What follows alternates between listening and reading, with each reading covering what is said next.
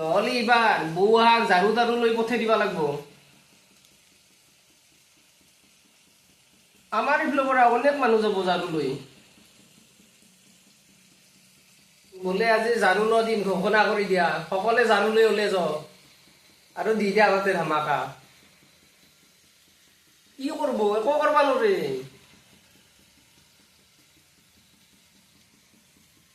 আৰু বিশেষকৈ ভাবব ইয়াতে যেন কোনো ৰাজনীতি সোমাব নোৱাৰে। আমাক জুবিন দাৰ ন্যায়টো প্ৰাপ্ত, আমি চৰকাৰক তাকে কামনা কৰিছোঁ, ন্যায়টো দিয়ক।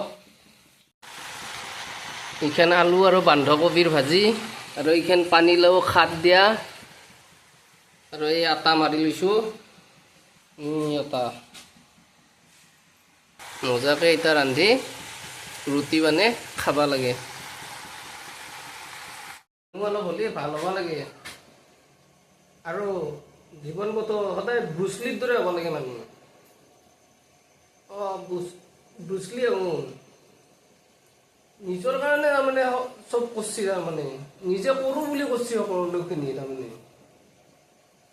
নিজে শিকছি, নিজে বাহিৰত গৈছি, নিজে তাৰমানে এক ছাত্ৰী হিচাপে লৈ গৈছি মাৰ্চিয়েল আৰ্টটো। আৰু লাষ্টতো মৰিল কেনেকে, শক্তি বিচাৰিহে মৰিল।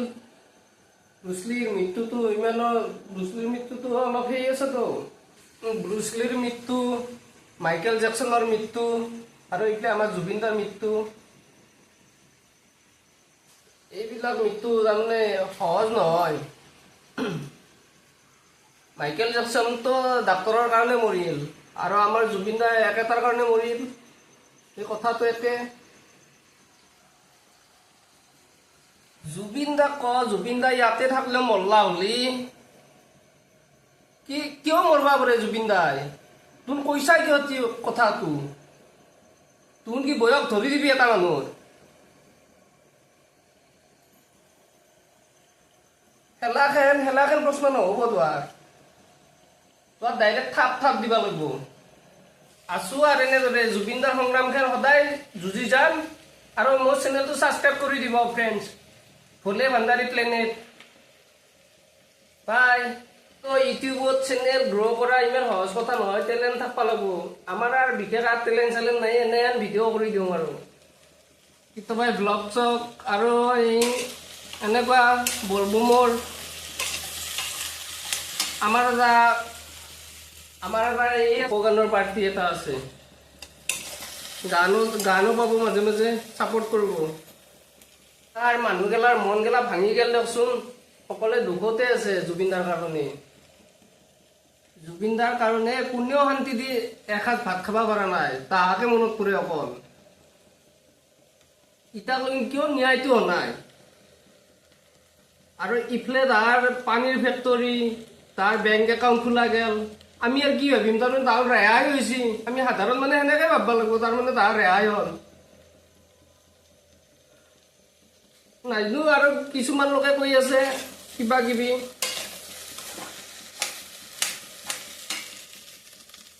আৰু এতিয়া আমাৰ বৰ্তমান শুদ্ধ কথাটো হ'ল, বৰ্তমান আঁচনি গেলা বাদ দি, পইচা দিয়া বাদ দি, তাতকৈ বস্তুৰ মূল্য কমাই দিয়ক।